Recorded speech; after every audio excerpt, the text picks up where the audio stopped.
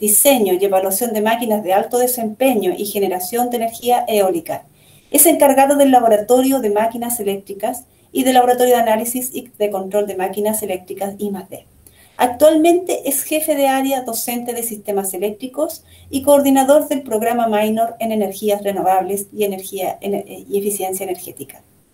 El Dr. Moncada participa en proyectos de investigación y desarrollo en áreas de máquinas eléctricas, así como en prestaciones de servicios y transferencia tecnológica con la industria.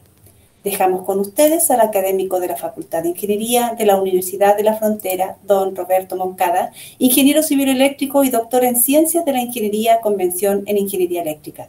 Muchas gracias, Roberto. Gracias, Ania. Buenas tardes a todos y todas las presentes. Muy agradecido de esta invitación, muy agradecido de todos los que se están tomando el tiempo de asistir a esta presentación. Veo en el listado 19 personas, lo cual me llena de orgullo y me hace sentir la responsabilidad de hacer una presentación lo más entretenida y amena que pueda. Esta presentación trata sobre máquinas eléctricas, motores y generadores y como siempre, he visto aquí algunos de mis estudiantes, es un tema que es un tanto árido, así que trataré de hacerlo de una manera un tanto más didáctica y que pueda comprenderse de mejor forma lo que estamos viendo, ¿ya? Lo que vamos a presentar. Ok, entonces, dicho eso, vamos a comenzar, ¿no es cierto? En esta presentación vamos a tener, está estructurada en 6 puntos. La primera parte, ¿cierto? Una breve introducción del presentador y del grupo de investigación. Un contexto general de máquinas eléctricas donde se recalca su importancia. Vamos a revisar también cómo son los aspectos de eficiencia energética en las máquinas eléctricas. Enseguida nos vamos a enfocar en la máquina que es motivo de esta presentación, que es la máquina sincrónica de reluctancia. Y vamos a ejemplificar la importancia de este tipo de máquinas a través de un análisis de casos. Finalmente, ¿no es cierto?, vamos a establecer una serie de conclusiones relacionadas a partir de este estudio. Bien, entonces, dando inicio, tenemos que una breve presentación del autor. Mi nombre es, para quienes no me conocen, ¿cierto? Mi nombre es Roberto Moncada Gatica, soy ingeniero civil eléctrico, por ahí en la ficha aparecía ingeniero civil electrónico, ¿cierto? Pero no me hago problema por el error porque por lo menos escribieron bien mi apellido, cosa que es un error que es bastante común, pero en esta oportunidad, digamos, eso anduvo bien. Tengo un doctorado en Ciencias de Ingeniería con mención en Ingeniería Eléctrica en la Universidad de Concepción.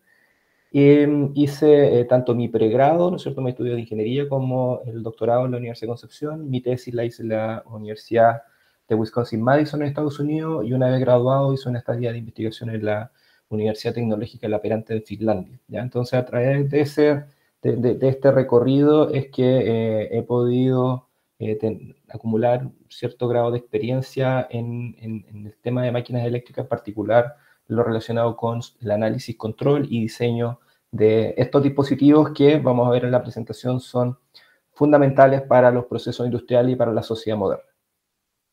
En el Departamento de Ingeniería Eléctrica en la Universidad de la Frontera yo no trabajo solo, por supuesto.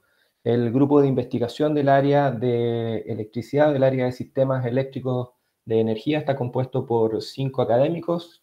Yo, Roberto Moncada, además de los académicos, el doctor Héctor Yang, el doctor Boris Pavés, el doctor Cristian Peche y el magíster Rodrigo Villalobos, quien actualmente está en proceso también de obtención su grado de doctor. Por lo tanto, pronto también se va a sumar con toda propiedad a este equipo de investigadores, aunque él es bastante activo en estos momentos dirigiendo proyectos de investigación tipo FONDEP. Los laboratorios de investigación en el área de sistemas eléctricos de energía están compuestos por 3 grupos, ¿cierto? El Laboratorio de Análisis y Control de Máquinas Eléctricas, el Laboratorio de Media Tensión, ambos laboratorios trabajan en la misma dependencia, y el Laboratorio de Energía Renovable, ¿cierto?, que está en una dependencia distinta. En el Laboratorio de Energía Renovable se relacionan energía renovable y electrónica de potencia, ¿no es cierto?, aplicado también a la temática de energía, ¿ya? Todos estos laboratorios tienen la capacidad de apoyar en la formación del pregrado en temáticas de investigación e introducción a la investigación, apoyar en la formación del posgrado, ¿no es cierto?, desarrollando tesis de magíster y doctorado, y también realizar prestaciones de servicios a la industria a través del ensayo de máquinas, ensayo de equipamiento electrónico y ensayos también de aisladores, por ejemplo, en el caso de laboratorios de media tensión. Tenemos una infraestructura que es bastante interesante, conformada básicamente por proyectos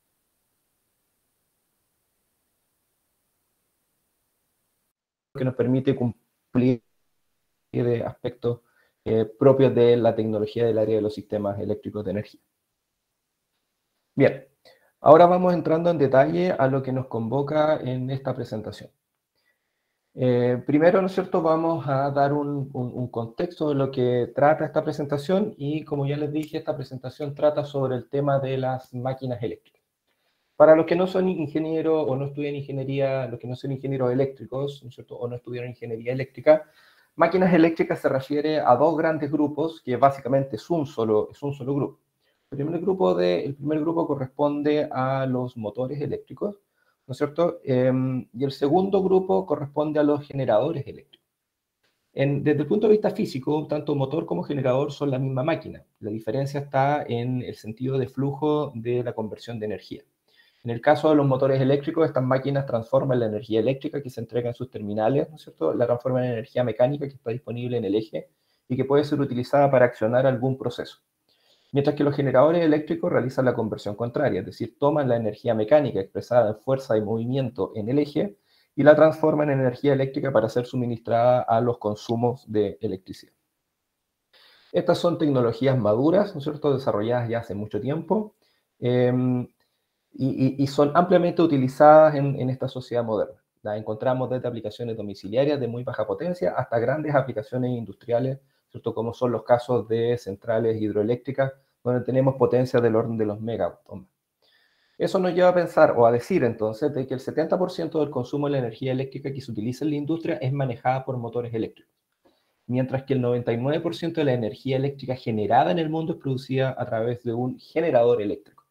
¿Ya? Estos números nos indican, ¿no es cierto?, el volumen o la importancia que tienen las máquinas eléctricas rotatorias en la sociedad moderna. ¿Ya? Sería imposible pensar en un proceso industrial actual sin la presencia de motores eléctricos y sería imposible sostener la electrificación de la sociedad moderna sin la existencia de los generadores eléctricos. Hay un cuento aparte, ¿no es cierto?, relacionado con el caso de las energías fotovoltaicas que ellas producen, ¿no es cierto?, se transforma la energía luminosa proveniente del sol en energía eléctrica a través de un proceso fotoeléctrico, a través del efecto fotoeléctrico, y eso representa el 1% de la energía generada, ¿no es cierto?, que me falta, digamos, para completar el total. Sin embargo, la gran mayoría de la energía eléctrica producida en el mundo provenga desde fuentes renovables como el viento, las mareas, ¿no es cierto?, o hidroeléctrica, o fuentes que ya no tan renovables como las biomasas o las fuentes de carbón, combustibles fósiles, o incluso la energía nuclear. Todas estas fuentes de energía, ¿no es cierto?, son transformadas finalmente en energía eléctrica a través de o mediante el uso de generadores. ¿Ya? De ahí radica la importancia de las máquinas eléctricas en la sociedad moderna. Ya, como les decía, las máquinas eléctricas son una tecnología ya bien madura, ¿cierto? Si hacemos una línea del tiempo, nos vamos a encontrar que don Michael Faraday, por allá por 1821, planteó el principio de funcionamiento de la máquina eléctrica, es decir, hace exactamente 200 años, y de ahí inmediatamente el primer motor funcional se desarrolló en 1834, de ahí un patente motor de C en 1837, después un salto hasta la generación, hasta los motores de corriente alterna por Nikola Tesla en 1888, y ahí terminó todo el desarrollo, digamos, de principio, todos los descubrimientos de la ciencia. Y lo que hemos hecho durante este siglo XIX, perdón, durante este siglo XX y al principio del siglo XXI, ha sido trabajar, ¿no es cierto?, en las mejoras de los equipos, ¿no es cierto?, en las mejoras de las máquinas eléctricas. ¿Y cuáles son estas mejoras? ¿Cierto? ¿Qué mejoras hacemos en las máquinas eléctricas, es decir, motores o generadores? Al ser una tecnología madura, los principios de funcionamiento ya están más que claros y por lo tanto lo que nos queda revisar son sus características operacionales. ¿Ya? Y dentro de estas características operacionales, lo que tenemos, ¿no es cierto?, que mejorar es la confiabilidad, la controlabilidad, la densidad de potencia, densidad de torque y eficiencia energética. ¿Y por qué esto es tan importante? Porque las máquinas eléctricas son dispositivos que se utilizan en la industria como elementos de conversión de energía. Es decir, transforman energía eléctrica en energía mecánica o energía mecánica en energía eléctrica, pero no son elementos consumidores de energía, no son usuarios finales de la energía. Por lo tanto, al ser elementos transformadores, lo que nos interesa a nosotros es que estos dispositivos sean los más pequeños y los más inexistentes posible. Entre más desapercibido pase para una industria, mejor. Por esa razón es que nosotros esperamos de una máquina eléctrica una alta confiabilidad, es decir, que no falle nunca, que no sea el elemento que bote el proceso, que presente una alta controlabilidad, es decir, que yo con la máquina pueda hacer lo que se me antoje, que la pueda acelerar, frenar, girar, aplicar más torque, aplicar menos torque, en fin, ¿no es cierto?, pueda controlarla de la manera que se me ocurra. Tener alta densidad de potencia y alta densidad de torque, porque eso me permite reducir el tamaño. La idea es que sea lo más pequeño posible, pero realice el mayor trabajo que pueda. Y además que sea energéticamente eficiente, es decir, que transforme esta energía eléctrica en mecánica o al revés, con la menor cantidad de pérdidas posible, ¿ya? Esto último, todas estas temáticas, ¿no es cierto?, vienen bien de la mano con los requerimientos actuales en el uso de máquinas eléctricas, especialmente en aplicaciones de electromovilidad y generación de electricidad. En el caso de la electromovilidad resulta ser muy importante las mejoras que se pueden hacer en máquinas eléctricas, dado que con aumento en la confiabilidad evita que una persona quede botada en el medio de la carretera. La mejor controlabilidad permite obtener vehículos eléctricos más seguros. Las mayores densidades de potencia y mayores densidades de torque permiten vehículos más pequeños y más livianos. Y la eficiencia energética aumenta el rango de utilidad del auto eléctrico, es decir, aumenta la autonomía. Por lo tanto, todas estas mejoras resultan muy importantes todavía para la demanda de máquinas eléctricas y sus requerimientos en la sociedad moderna. Bien, para ejemplificar la importancia de la eficiencia energética en los procesos industriales, y dado que somos ingenieros, y somos la mayoría aquí ingenieros y nos gusta calcular cosas, vamos a ver acá un ejemplo, ¿ya? Si estuviéramos en clase les pediría que saquen papel y lápiz, pero en este caso, ¿no es cierto?, el problema ya viene resuelto, así que simplemente lo vamos a mostrar. Aquí se considera un sistema de bombeo de agua que me da un caudal de 200 metros cúbicos por hora a una altura de 40 metros, ¿ya? Un proceso industrial que consiste en mover agua, ¿no es cierto?, con una cierta altura equivalente. Esto considera obviamente los cambios de cota y las pérdidas de presión a lo largo de las tuberías.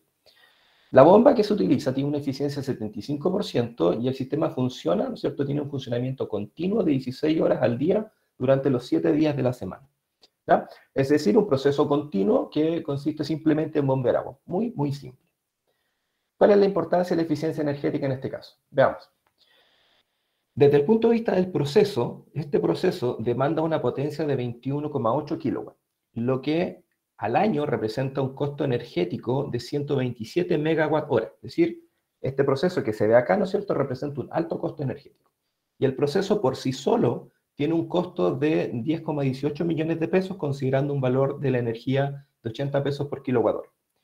Si este proceso lo realizamos con un motor de eficiencia clase 1, ¿no es cierto?, o de eficiencia estándar, de acuerdo a la norma IS 60034, -30, vamos a tener que, con un motor de 30 kilowatts para accionar este proceso, vamos a tener entonces una energía anual, un consumo de energía anual, ¿cierto?, de motor y bomba, de 139 megawatts. Lo que va a representar un costo, ¿no es cierto?, ahora de motor y bomba, un costo operacional de motor y bomba de 11,17 millones de pesos. Es decir, el uso del motor me sube a 1 millón de pesos el costo, digamos, del proceso, ¿ya?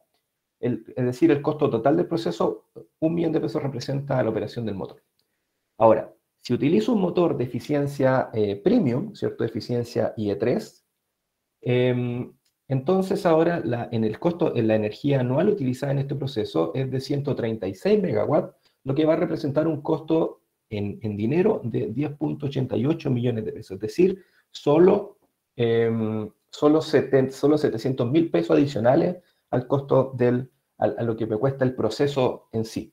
¿Qué significa eso? Significa que al utilizar un motor de mayor eficiencia, ¿no es cierto?, respecto de uno de eficiencia estándar, me estoy ahorrando 290.000 pesos, ¿no es cierto?, anuales, ¿ya?, solo para este proceso.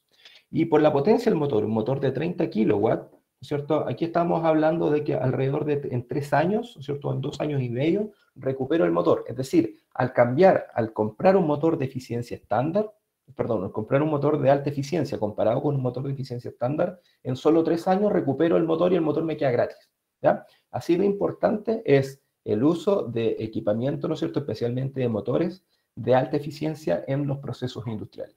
¿Ya? Esto afecta directamente en el bolsillo de la industria, puesto que permite lograr ahorros económicos, ahorros energéticos, y también con todo lo que significa que un motor de mayor eficiencia sea también un equipo de mayor calidad, disminuir en otros aspectos como o mejorar confiabilidad, ¿no es cierto?, reducir mantenimientos, en fin.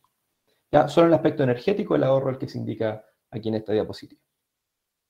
La eficiencia energética en las máquinas eléctricas está normada bajo la norma IS 60034-30, y aquí hay varias normas, ¿cierto? Hay algunas en que habla de motores de corriente alterna de baja tensión, otros de alta tensión, otros motores de velocidad constante, otros accionados por variadores de frecuencia o velocidad variable, ¿cierto? Pero estas normativas existen y clasifican a los motores eléctricos en estos 4 niveles de eficiencia: eficiencia estándar, eficiencia alta y eficiencia premium, ¿cierto? Y además se propone esta eficiencia super premium, IE4, ¿cierto?, que es más exigente, y existen conversaciones de una eficiencia, ¿no es cierto?, ultra premium, que sería una eficiencia IE5, ¿ya?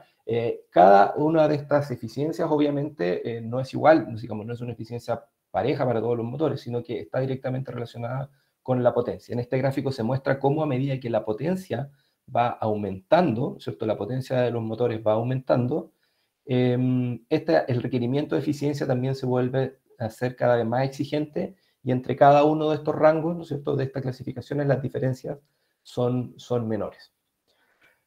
Bien, ¿cómo logramos estas eficiencias? Para lograr estas eficiencias en los procesos industriales, nos conviene recordar, ¿cierto?, cuántos tipos de máquinas eléctricas tenemos, ¿ya?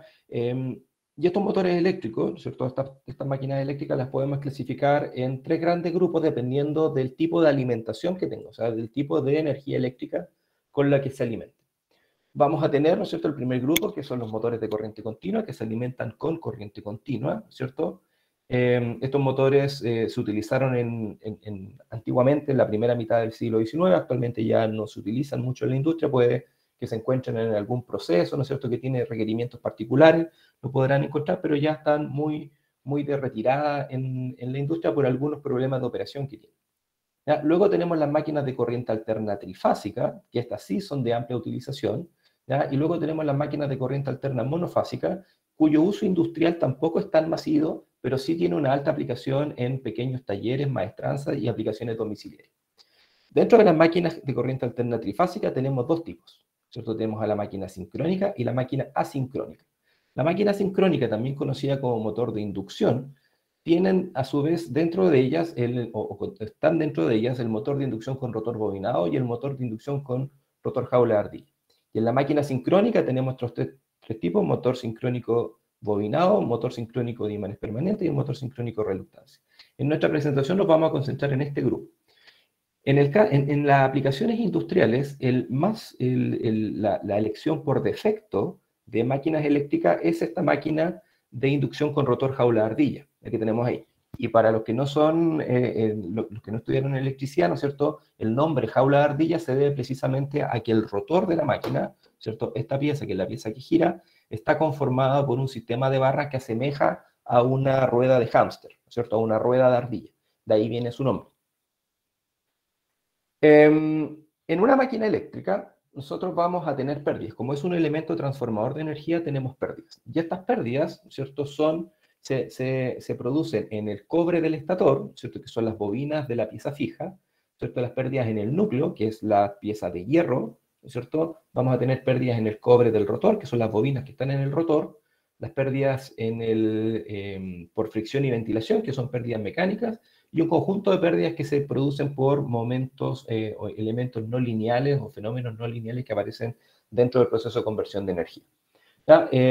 Este circuito que tenemos acá nos muestra un diagrama, un esquema de cómo se distribuyen las pérdidas o cómo puede ser entendido un motor, particularmente un motor de inducción, y se muestra acá, por ejemplo, está la resistencia asociada al estator, ¿no es cierto? Resistencia a la bobina del estator, ¿ya? Que explica las pérdidas en el cobre. Tenemos una resistencia asociada al fierro, ¿no es cierto?, que explica las pérdidas en el núcleo. Tenemos una resistencia asociada al rotor, ¿no es cierto?, que explica las pérdidas en el rotor. Y mientras que las pérdidas estas por fricción y ventilación aparecen como pérdidas mecánicas, por lo tanto no están disponibles en este modelo, que es un modelo eléctrico, ¿ya? En general, en estos motores de inducción vamos a tener que las pérdidas se comportan más o menos de esta forma. Las pérdidas por roce y ventilación son esencialmente constantes e independientes de la carga. Estas varían con la velocidad. Las pérdidas en el núcleo, ¿no es cierto? Estas son función de la tensión de alimentación, función del flujo, por lo tanto son constantes respecto de la carga. Luego tenemos las pérdidas diversas, ¿no es cierto? Que son estas pérdidas no lineales que por lo general tienen un cierto nivel de dependencia respecto de la carga. Y tenemos, ¿no es cierto?, las pérdidas I cuadrado R, que son estas pérdidas que se producen tanto en el bobinado estator como en el bobinado rotor, y que sí son función de la carga. Es decir, entre más carga, entre más torque desarrolla el motor, estas pérdidas aumentan. Mientras que estas otras que están acá, ¿no es cierto?, se mantienen constantes. ¿Por qué es importante este análisis? Fíjense que las pérdidas en el cobre, tanto de estator como rotor, representan el 58% de la pérdida de energía que se produce en el motor. Las pérdidas en el núcleo, ¿cierto?, en el núcleo de fierro, representan alrededor del 12% de las pérdidas del motor, pérdidas de roce y ventilación 14%, y las pérdidas parásitas, que son estas debido a los fenómenos no lineales, representan el 15%. Entonces, si nosotros quisiéramos reducir las pérdidas en un motor eléctrico, ¿a dónde creen ustedes que tendríamos que enfocarnos? Evidentemente al cobre, ¿cierto? A las pérdidas en el cobre, es decir, pérdidas en la bobina del estator y pérdidas en la bobina del rotor. ¿Y cómo podemos reducir las pérdidas, ¿cierto?, en el cobre? La mejor solución sería eliminando el cobre. Lamentablemente, el motor eléctrico necesita de bobinas para poder funcionar, ¿no es cierto? Y por lo tanto, eliminar completamente esta bobina, eliminar completamente el cobre, no se puede. En el caso de las pérdidas en el núcleo, también se pueden reducir porque estas pérdidas en el núcleo se producen por corrientes circulantes, ¿no es cierto?, que son las corrientes parásitas o corrientes eddy, ¿no es cierto? Pero estas pérdidas en el núcleo se producen cuando hay flujo magnético variable, es decir, cuando existe movimiento entre el flujo magnético, ¿cierto?, y el núcleo de fierro, ¿ya? Por lo tanto, ahí tenemos también alguna posibilidad de trabajar sobre ellas para poder reducirlo. Las pérdidas por roce y ventilación, ¿no es cierto?, esto obedece a pérdidas mecánicas, por lo tanto, la reducción de este tipo de pérdidas va a obedecer o puede ser abordada desde un punto de vista mecánico a través de un mejor diseño de los ventiladores, ¿no es cierto?, o mejor diseño de los rodamientos. Parásitas, bueno, acá tiene que ver con la construcción de la máquina, ¿no es cierto?, de tal manera de reducir armónicos, flujos de dispersión, en fin, y una serie de detalles adicionales. ¿Cómo nos importa que una máquina, cómo entra aquí a jugar entonces la máquina de reluctancia? ¿Qué papel viene a cumplir la máquina de reluctancia? Primero, la máquina de reluctancia es una máquina sincrónica, ¿no es cierto? ¿Qué quiere decir que es una máquina sincrónica? Que es una máquina que en régimen permanente gira a la velocidad del campo magnético, ¿ya? Es decir, gira a una velocidad constante, ¿ya? Esa es la principal diferencia con la máquina de inducción. Y esta velocidad constante está dada por la frecuencia de las tensiones de alimentación y el número de polos de la máquina, lo que da lo que se denomina velocidad sincrónica o velocidad del campo magnético. Y es muy fácil de calcular, ¿no es cierto? Viene ahí con esta fórmula. Esta es una de las pocas fórmulas que van a aparecer en esta presentación. Para ejemplificar la diferencia entre la máquina sincrónica y la máquina de inducción, ¿no es cierto? Aquí tenemos una animación. ¿Ya? En la máquina sincrónica, el rotor, que es esta pieza que está en el centro y que gira, ¿cierto?, gira a la misma velocidad que el campo magnético del estator, ¿cierto?, que está representado por estos colores, ¿no es cierto?, que están girando en la parte exterior. Mientras que en el motor de inducción, el rotor, ¿cierto?, esta pieza que gira aquí internamente, gira a una velocidad ligeramente menor que la que gira el campo magnético. La línea amarilla representa el campo magnético y fijen cómo esta línea amarilla se desliza respecto del rotor. Y este deslizamiento es necesario porque en el caso de la máquina de inducción, para que puedan circular corrientes y se pueda generar campo magnético en el rotor, se necesita que exista deslizamiento, ¿ya? Es decir, que el campo magnético vaya a una velocidad distinta a la que gira el rotor para que se puedan inducir corrientes en las bobinas de este rotor. En el cambio, la máquina sincrónica no, ya el rotor gira a la misma velocidad del campo magnético. Por lo tanto, aquí ya tenemos inmediatamente una razón que explica por qué las máquinas sincrónicas son más eficientes que las máquinas de inducción. Al tener de phi a dt, ¿no es cierto? Al tener una variación de campo magnético, ¿no es cierto? Al estar el rotor sometido a un campo magnético variable, voy a tener aquí pérdidas por histeresis y corrientes parásitas. Mientras que en este caso, el rotor, como está girando a la misma velocidad del campo magnético, estas pérdidas por histeresis y corrientes parásitas ya son inmediatamente menores. Es decir, tenemos una reducción en las pérdidas en el fierro. Existen distintos tipos de máquinas sincrónicas, ¿no es cierto? Porque la máquina sincrónica es sincrónica básicamente porque el rotor gira a la misma velocidad del campo magnético. Existen distintos tipos. La clásica máquina sincrónica es la máquina sincrónica con rotor bobinado, que tiene en el rotor, ¿no es cierto?, bobinas, y estas bobinas son energizadas a través de un sistema de anillos rozantes, ¿no es cierto?, o también con algunos dispositivos un poquito más complejos, ¿no es cierto?, que se denomina excitatriz. Esta máquina sincrónica con rotor bobinado, ¿no es cierto?, reduce efectivamente las pérdidas en el fierro, dado que gira en sincronismo con el campo magnético, pero las pérdidas en el cobre del rotor, digamos, se reducen, pero no se reducen tanto, porque efectivamente tenemos una bobina y por esta bobina está circulando corriente, entonces tengo pérdidas I cuadrado R, ¿cierto? Tengo pérdidas ¿ya? Sin embargo, puedo modificar este rotor y dar origen a la máquina sincrónica con imanes permanentes, donde yo reemplazo los imanes del rotor por imanes permanentes, ¿no es cierto? Por imanes permanentes y obtengo una máquina que tiene bastante mayor eficiencia que la máquina sincrónica con rotor bobinado. Y no solo tiene mayor eficiencia, sino que además, al eliminar los anillos rozantes, se logra una máquina globalmente más pequeña, ¿ya? Por lo tanto, mejora la eficiencia, mejora la densidad de torque y la densidad de potencia. Este tipo de máquina, la máquina sincrónica con imanes permanentes, fue un boom en lo que es investigación en tecnología durante los años, entre los años 80 y el año 2010. Durante 30 años, todos los investigadores, ¿no es cierto?, en el área de máquinas eléctricas se dedicaban a analizar, ¿no es cierto?, y diseñar este tipo de máquinas. Y eso gracias a un gran desarrollo que se produjo en la producción de imanes permanentes, lográndose imanes de neodimio que eran de una muy alta potencia. Actualmente es posible comprar estos imanes de neodimio por estos portales de internet que los traen desde China, y son imanes muy, muy potentes, ¿cierto? Que de hecho hay que tener cuidado con ellos porque si los manipula mal pueden dañar, se pueden destruir entre ellos o incluso producir un accidente apretando un dedo o alguna cosa, echando a perder relojes, en fin. ¿Ya? Sin embargo, desde el año 2008 al año 2010 se produjo una escasez de la materia prima para la fabricación de estos imanes, por lo que sus precios subieron considerablemente. Entonces los investigadores dijeron, bueno, ya está bien, tenemos bien desarrolladas las máquinas de imanes permanentes, ahora entonces, ¿qué más sigue? ¿Qué podemos hacer para eliminar los imanes? Bueno, y ahí entonces recordaron, porque no se inventó, recordaron, ¿no es cierto?, un principio de funcionamiento de un motor eléctrico propuesto a principios de 1900, ¿cierto?, que es el principio de reluctancia, ¿ya? Que es algo que se ha utilizado históricamente, pero a partir del año 2010 o del año 2008, ¿no es cierto?, se comenzó a trabajar en el diseño de máquinas eléctricas que permitieran explotar el fenómeno de reluctancia, ¿no es cierto?, o el principio de torque-reluctancia para poder ser utilizados en máquinas que tengan aplicación comercial.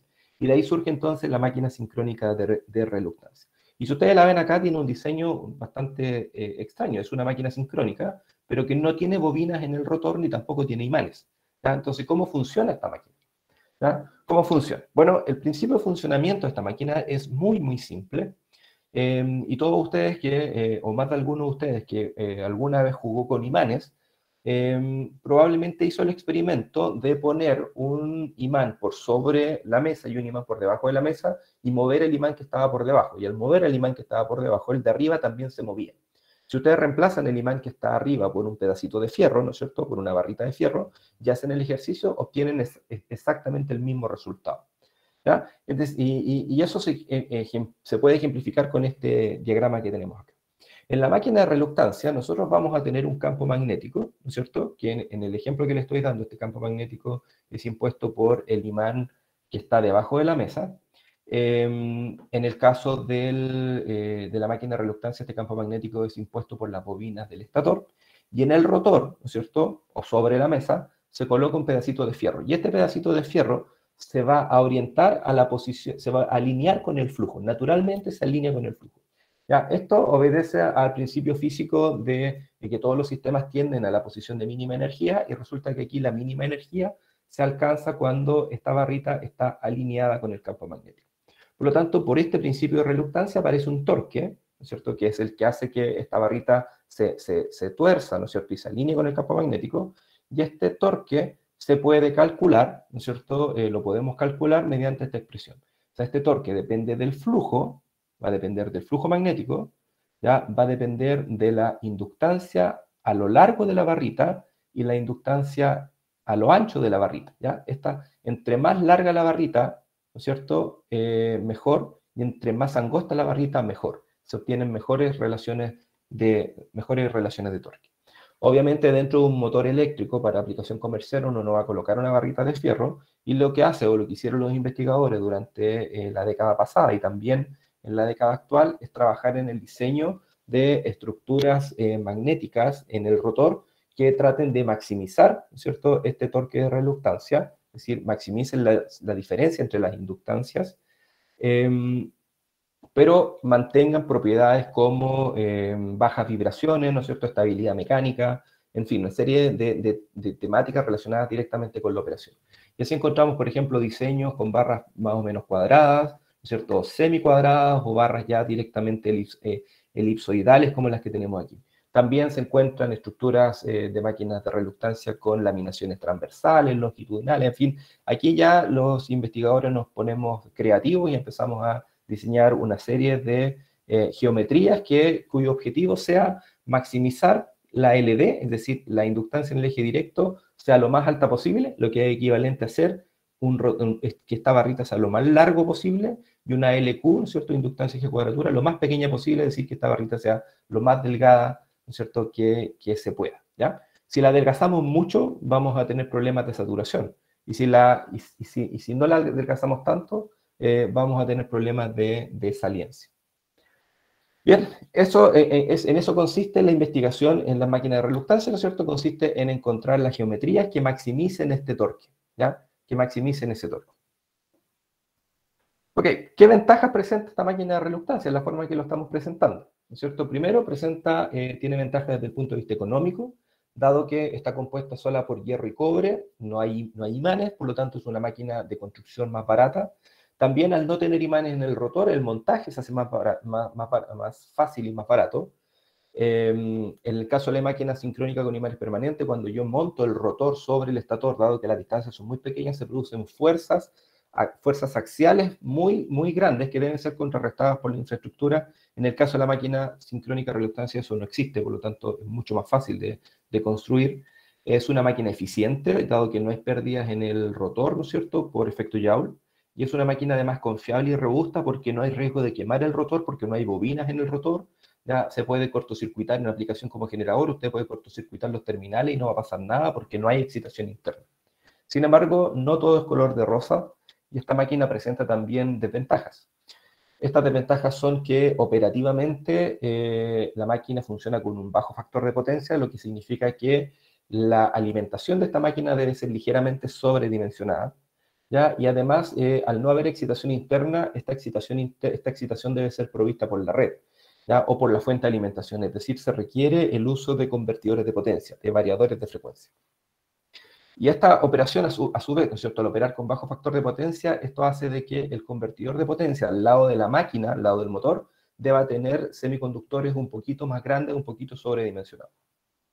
Estos problemas, digamos, no son tan grandes, o sea, existen, pero no son tan grandes, puesto que es común que los semiconductores de los convertidores sean un poquito sobredimensionados respecto de lo que efectivamente van a utilizar. Entonces es algo que está previsto y no representa necesariamente un gran costo para la operación de estas máquinas de reluctancia, ¿ya? Bien, nosotros sabemos esto de la teoría, lo hemos estudiado en artículos principalmente, en algunas publicaciones, en conferencias, esto se ha contado, pero en la universidad y en el Departamento de Ingeniería Eléctrica y en el Laboratorio de Análisis y Control de Máquinas Eléctricas, nosotros dijimos, bueno, pero esto ya, ok, lo leemos, podemos tener fe, nosotros somos hombres de fe, pero mejor demostrémoslo, ¿ya? Veámoslo, a ver, si tenemos el equipamiento hagamos los experimentos y veamos si esto es cierto o no. ¿Ya? Y para eso entonces nos hicimos la pregunta, ¿cuánto efectivamente mejora la eficiencia al cambiar el rotor de una máquina de inducción jaula de ardilla por un rotor de reluctancia? ¿Ya? Y entonces, ¿qué fue lo que hicimos acá? Bueno, simplemente compramos un motor de inducción comercial, ¿no es cierto? Un motor de 5 kilowatts, 6 polos, 50 Hz, 380, 660 volts y eficiencia premium, ¿ya? O sea, si nos vamos a comparar con algo, comparémonos con algo bueno. Y nos comparamos, ¿no es cierto?, con este motor de eficiencia premium. ¿Y qué hicimos entonces? Bueno, desarmamos el motor y le sacamos el rotor. Ese es el rotor jaula de ardilla de ese motor. Y dijimos, bueno, construyamos un rotor de reluctancia que tenga las mismas dimensiones físicas que el motor de jaula de ardilla y se lo reemplazamos al motor de inducción, es decir, le cambiamos el rotor de inducción y hacemos las evaluaciones. Hicimos un diseño, una optimización más o menos corta y construimos el rotor. Y aquí tenemos entonces la imagen del rotor de reluctancia que construimos, ¿no es cierto? Fíjense cómo están acá las barreras, estas barreras de flujo, las zonas de aire, ¿no es cierto? Y reemplazamos y pusimos este rotor aquí adentro de la máquina, dentro de la máquina de inducción. ¿Y por qué lo pudimos hacer? Bueno, porque la máquina de inducción, como la máquina sincrónica de reluctancia, son máquinas de corriente alterna trifásica, por lo tanto los estatores son compatibles. ¿Ya? Las bobinas de estator, la bobina de una máquina de inducción es igual a un bobinado de una máquina sincrónica. ¿Ya? Hicimos esta prueba y luego hicimos una serie de evaluaciones. Por ejemplo, evaluamos la operación de ambos rotores a la mitad de la velocidad nominal, pero con corriente nominal. Y al evaluarlo nos encontramos que la máquina de reluctancia, ¿no es cierto?, desarrolla menos torque que la máquina de jaula de ardilla. Para la misma corriente estator, la máquina de reluctancia desarrolla menos torque que la máquina jaula de ardilla. ¿Y por qué ocurre esto? Bueno, naturalmente, al no tener excitación, al no tener bobinas en el rotor, la excitación tiene que venir desde la fuente de alimentación y por lo tanto vamos a tener que aumentar la corriente de tal manera, además de aportar la potencia activa, aportar la potencia reactiva para que la máquina pueda funcionar. Y desde el punto de vista de la potencia, claramente, ¿no es cierto?, las potencias activas de la máquina de reluctancia, ¿no es cierto?, es ligeramente menor que la potencia activa de la máquina jaula de ardilla. En términos de eficiencia, efectivamente la máquina de reluctancia tiene una eficiencia mayor que la máquina jaula de ardilla. O sea, en términos de eficiencia, la máquina de reluctancia es mejor, pero en términos de capacidades de torque y de potencia para una misma corriente de estator, la máquina de reluctancia presenta, ¿no es cierto?, tiene un menor desempeño. Luego dijimos, ok, ¿cómo funciona esto ante un determinado perfil de torque? Entonces aquí aplicamos un perfil de torque con frenado y aceleraciones, ¿no es cierto? Es decir, operando como motor y como generador, y se lo aplicamos a las ambas máquinas. Y vimos, bueno, durante estos tramos la máquina funciona como motor, durante estos tramos la máquina funciona como generador. Y medimos la energía que toma la máquina en modo motor y la energía que toma la máquina en modo generador, o que entrega la máquina en modo generador, y además para distintas estrategias de control. Probamos control de campo orientado, ¿no es cierto? Probamos control escalar y probamos control directo de torque. Y nos encontramos que la máquina jaula de ardilla tiene mayores consumos, efectivamente, presenta mayores consumos que la máquina de reluctancia. Y además, a niveles de generación, o sea, como por ejemplo, para aplicaciones de frenado regenerativo, la máquina de reluctancia tiene mayores capacidades de generar, ¿no es cierto?, de regenerar energía que la máquina jaula de ardilla. Esto ya nos indicó de que efectivamente la máquina andaba bien, o sea, efectivamente tiene mayor eficiencia y por lo tanto consume menos energía para un mismo proceso y genera más energía para un mismo frenado. ¿Ya? Luego dijimos, bueno, comparemos en iguales, exactamente iguales condiciones. Entonces hicimos la comparación ante igual requerimiento de potencia mecánica. Aquí tenemos la potencia mecánica en 1 por unidad, aplicamos potencia nominal a ambos rotores, la misma potencia, y después el 50% de la potencia nominal a ambos rotores. Y efectivamente las corrientes, en el caso de la máquina de reluctancia, es siempre mayor que en la máquina jaula de ardilla, pero fíjense ahora que la potencia eléctrica demandada en el caso de la máquina de reluctancia es menor. Es decir, para un mismo requerimiento de potencia mecánica, voy a tener una menor demanda de potencia eléctrica en la máquina de reluctancia, ¿cierto?, que en la máquina de inducción. ¿Y esto por qué? Porque la máquina de reluctancia, ¿cierto?, que son las líneas celestes, presentan una mayor eficiencia que la máquina jaula de ardilla. Y esto está verificado experimentalmente.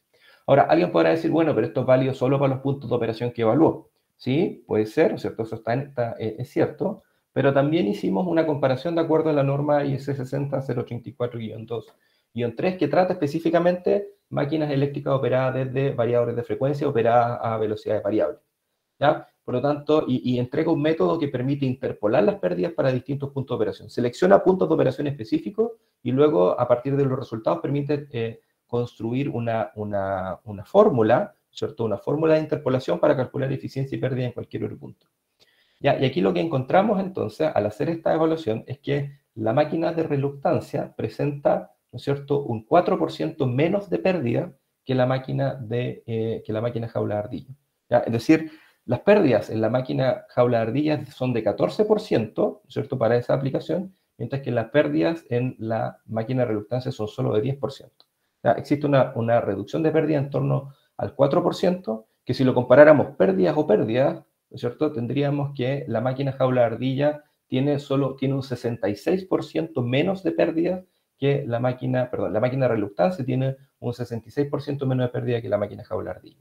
Y la eficiencia pasa de un 88% que presenta el motor de inducción de eficiencia premium a un 96% en el caso de la máquina de reluctancia. Es decir, esta máquina, por el hecho de no tener bobinas en el rotor, efectivamente es capaz de realizar el mismo proceso que realiza la máquina jaula de ardilla, pero con menores pérdidas y por lo tanto mayor eficiencia. Y estos resultados pueden ser aún mejores si es que se realiza un proceso de optimización electromecánica del rotor, es decir, si las barreras ahora se tienen más cuidado en su diseño. Bien, de todo este análisis podemos establecer algunas conclusiones. Primero, efectivamente los motores eléctricos como pieza clave en los procesos industriales presentan la oportunidad de mejorar el uso eficiente de la energía y así reducir costos de operación y contribuir a la sustentabilidad energética y a una operación más amigable con el medio ambiente. El prototipo de rotor de reluctancia que se evaluó desarrolla por lo menos un 25% menos de torque que el motor jaula de ardilla cuando se opera con la misma corriente. Sin embargo, la capacidad de torque se equipara cuando la corriente se incrementa en un 13%. Y aún si este incremento en la corriente en un 13%, si bien es cierto, aumenta las pérdidas en el cobre del estator, la eficiencia global de operación de este motor va a resultar mayor, ¿no es cierto? Es decir, se va a ver una reducción en las pérdidas de energía debido a que por más que se aumenten ligeramente las pérdidas en el estator, la reducción de las pérdidas en el rotor compensa este aumento y la máquina globalmente termina siendo energéticamente más eficiente que la máquina de inducción. ¿Ya? Y eso queda demostrado con las evaluaciones hechas de acuerdo a norma de IEC 60084-2-3, ¿no es cierto? Y donde en el caso evaluado se obtiene que las pérdidas de reluctancia las pérdidas del motor de reluctancia son un 30% menores que en la máquina de inducción para el punto de operación nominal. Eso sería mi presentación. Muchas gracias por su atención y estoy disponible, por supuesto, para responder sus preguntas. Bien, muchas gracias, Roberto. Entonces, habiendo finalizado la ponencia, procedemos al espacio de las respuestas a las consultas realizadas primero por el chat. Luego podrían realizar preguntas de manera abierta, ¿cierto? Y de manera directa al expositor. Una primera pregunta. Sí. ¿Cuáles son los principales indicadores de eficiencia que se recomiendan en la industria o en la aplicación comercial? Me imagino que se refiere eso a las máquinas eléctricas. Exactamente, sí. Sí, dame un segundo. Voy a dejar de compartir la pantalla. Sí, a nivel industrial, la eficiencia energética, el indicador de eficiencia energética es uno solo, que es precisamente la eficiencia energética, la cuantificación de las pérdidas. ¿Ya? Entre más eficiente es un proceso, significa que la cantidad de bienes, servicios, ¿no es cierto?, o que se desarrollan en ese proceso se utilizan o se obtienen con una menor cantidad de recursos. En el caso de los motores eléctricos, como son procesos transformados, como realizan un proceso de transformación de energía, ¿cierto? El motor más eficiente es aquel que realiza el mismo trabajo, pero con una menor cantidad de energía a la entrada. ¿Ya? Consume una menor cantidad de energía. Muchas gracias, Roberto. Una segunda pregunta. ¿Cuáles son las principales fallas de las máquinas sincrónicas de reluctancia? Sí, a ver, la máquina sincrónica en general tiene una falla, hay una falla operacional que es la pérdida de sincronismo, ¿cierto? Que es que cuando se sobreexige esa máquina, la máquina se pierde el sincronismo y comienza a tiritar y finalmente se detiene. Eso hace que las corrientes aumenten y se activan las protecciones, siempre que el sistema de protección esté bien diseñado. Si no está bien diseñado, tenemos una falla importante, ¿ya? En el caso de la máquina de reluctancia, al ser una máquina sincrónica, tiene también esa falla, que es una falla inherente a la operación de las máquinas. Y el resto de las fallas que pueden existir son fallas más asociadas desde el punto de vista mecánico, relacionado con rodamiento, desgaste de rodamiento y las fallas que se puedan producir debido a las condiciones ambientales a las que se ven sometidas. Por ser una máquina de reluctancia, digamos, no introduce una falla nueva, salvo esta, ¿no es cierto?, que tiene que ver con la pérdida de sincronismo, que existen, ¿no es cierto?, protecciones que la pueden soslayar. Bien, muchas gracias, Roberto. Una tercera pregunta. En términos de mejoras de las máquinas eléctricas, ¿cuál sería el impacto del uso de los sistemas ciberfísicos de la industria 4.0? Principalmente el desarrollo de IoT. Me imagino que esto ya se está utilizando en algunas máquinas. A ver, la primera parte de la pregunta no la entendí muy bien. De los sistemas ciberfísicos, esto es un poco el desarrollo de sistemas donde se pueden ir tomando datos a medida que va ejecutándose la máquina, digamos, ¿cierto? Y estos datos normalmente se toman a veces con sensores, y eso Sí, va analizándose el momento. La primera frase. En términos de las mejoras de las máquinas, para ir Perfecto. mejorando la Ya, máquina. sí, claro. Mira, efectivamente, la máquina de reluctancia, al tener esta construcción que potencia la saliencia, es decir, la diferencia entre las inductancias de eje directo y de eje cuadratura, presenta una característica que es fácilmente medible, ¿ya? Por lo tanto, la máquina de reluctancia presenta una potencial mejor observabilidad, ¿ya? Y esta observabilidad hace entonces que ciertos parámetros, ciertas condiciones operacionales de la máquina sean más fácil de medir, captar y por lo tanto ser transmitidas a un sistema de toma de decisiones que permitan, ¿no es cierto?, realizar un mejor monitoreo en línea, ¿ya?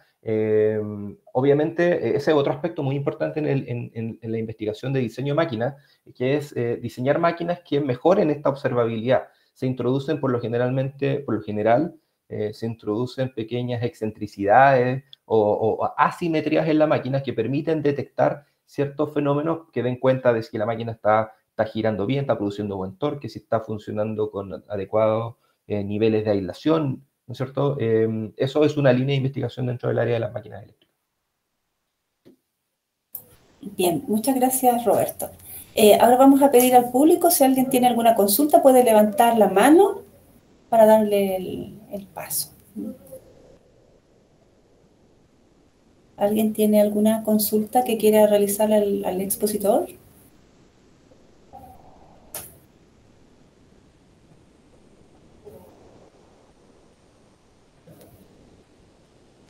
Bien, nadie ha levantado la manito. Entonces, agradeciendo vuestra asistencia, les dejamos para el próximo jueves 2 de diciembre la quinta charla del presente ciclo denominada Experiencias de electromovilidad en Chile, el caso del transporte público desde la Universidad del Biobío. Muchas gracias a todos y buenas tardes, y ya nos podemos retirar. Y especialmente a ti, Roberto, muchas gracias por tu exposición muy clara, nos ha servido a todos. Yo que no soy del área eléctrica, ¿cierto? He podido aprender mucho hoy día en esta charla. Muchas gracias. Okay, gracias a todos los presentes.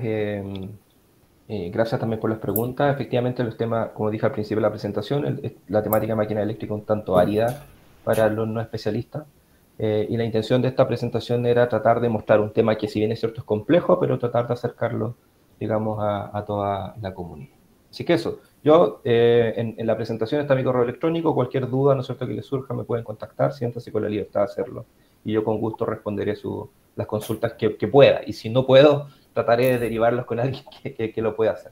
Así que muchas gracias, buenas tardes. Muchas gracias a los estudiantes que les vi acá. Muchas gracias a las industrias, ¿no es cierto?, que estuvieron presentes. Chao, gracias. Vale. Chao a todos, muchas gracias. Chao, muchas gracias. Chao, gracias. Muchas gracias. Chao, muchas gracias.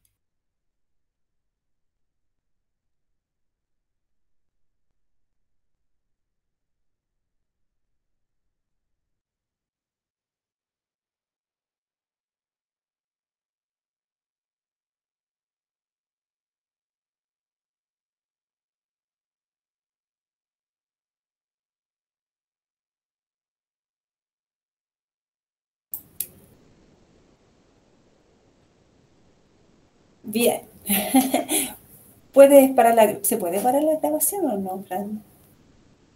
¿Se puede detener? Me imagino que sí. Sí, estamos en... Hola, hola. Estamos ahí cortando.